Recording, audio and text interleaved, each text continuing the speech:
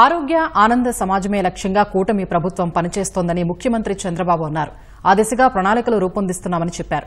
గుంటూరులో నూతనంగా ఏర్పాటు చేసిన కిమ్స్ శిఖర ఆసుపత్రిని ప్రారంభించారు. వైద్య రంగంలో సమూల మార్పులు వస్తున్నాయన్న చంద్రబాబు సాంకేతికతను మరింతగా వినియోగించుకోవాలని సూచించారు.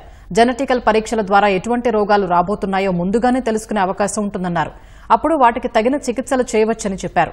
పేదలు అనారోగ్య సమస్యలతో ఆర్థికంగా చితికిపోతున్నారన్న చంద్రబాబు వైద్య ఖర్చుల్ని తగ్గించాల్సిన అవసరం ఉందన్నారు.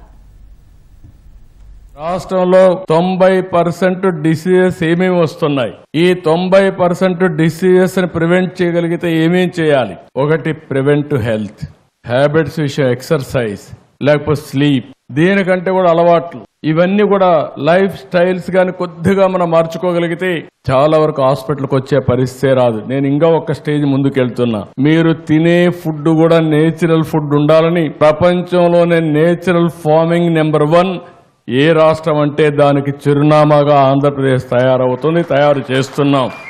అందరం కూడా కలుషితమైన వాతావరణంలో బ్రతుకుతున్నాం. అందుకే ప్రధానమంత్రి గారు అన్నారు 500 గిగాబిట్ గ్రీన్ ఎనర్జీకి ముందుకు పోతున్నామని.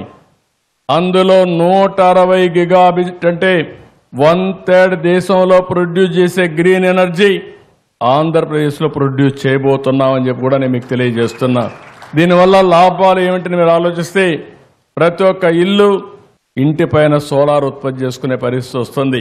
నా ఆలోచన ఒకటే, వీలైనంత తొందరలో పెట్రోల్ డీజిల్ వాడకుండా ప్రతి ఒక్కరూ ఎలక్ట్రికల్ వెహికల్స్ వాడే రోజు రావాలని, మీ ఇంట్లోనే మీరు ఛార్జ్ చేసుకునే పరిస్థితి రావాలని చెప్పి మనస్ఫూర్తిగా ఆకాంక్షిస్తున్నా. దానికి కూడా శ్రీకారం చుడతాం. దీనివల్ల ఎయిర్ పొల్యూషన్ టోటల్ గా కంట్రోల్ అయ్యే పరిస్థితి వస్తుంది. ఫుడ్ కంట్రోల్ చేయగలిగితే చాలా బెనిఫిట్స్ వస్తాయి. మెడికల్ కాస్ట్ ఎట్ట తగ్గించాలని ఆలోచిస్తున్నాం. ఈరోజు పేద కుటుంబాలన్నీ చితికిపోతున్నాయి. ఓసారి బాధేస్తుంది. ఒక్కొక్క పేషెంట్కి 60 లక్షలు, 70 లక్షలు, ₹1,00,00,000 మెడికల్ బిల్లు వచ్చే పరిస్థితి వస్తా ఉంది. చాలా మంది ఆస్తులు అమ్ముకొని కూడా ప్రాణాలు కాపాడుకోవడానికి కష్టపడి ముందుకు పోయే పరిస్థితి వస్తున్నారు. ఓసారి బతుకుతున్నారు, ఒకసారి చనిపోతున్నారు.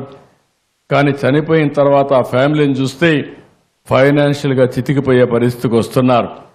ఇవన్నీ దృష్టిలో పెట్టుకుని ఎలాంటి మెకానిజం మనం తీసుకురాగలుగుతాం, పేదవాళ్ళ ఆరోగ్యాన్ని ఏ విధంగా కాపాడుతాం, అందరికీ ఆరోగ్య ఖర్చుల్ని ఏ విధంగా తగ్గించగలుగుతామో దీనిపైన మేధావులందరూ ఆలోచించాల్సిన అవసరం ఉంది. నేను కూడా ఆలోచిస్తున్నా.